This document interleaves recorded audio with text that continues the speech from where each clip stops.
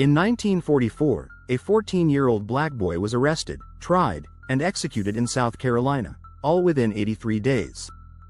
His name was George Stinney Jr., and for decades, America lived with the haunting knowledge that it may have killed an innocent child. It was a small town in the Jim Crow South, Alcolu, South Carolina. Two young white girls, ages 7 and 11, had gone missing while out riding their bicycles. Their bodies were later found in a ditch, brutally murdered. George Stinney Jr. and his sister had seen the girls earlier that day. That brief encounter was all it took. George was arrested without his parents, without a lawyer, and without any witnesses. In just hours of police questioning, alone and terrified, he allegedly confessed.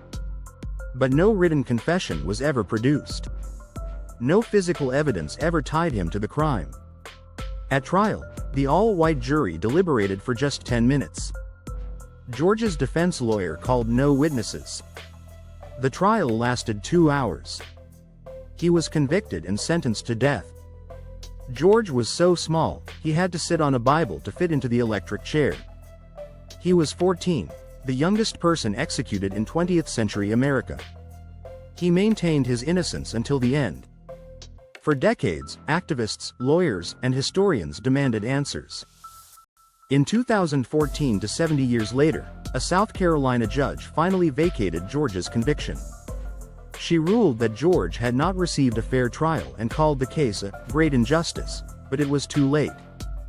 George had been buried for over half a century. George Stinney Jr. became a symbol of a justice system that too often rushes to judgment, especially against the poor and the powerless. His story still haunts the soul of America. And it raises the question we should never stop asking: how many more George Stinneys are there? Subscribe and follow for more real-life injustice cases.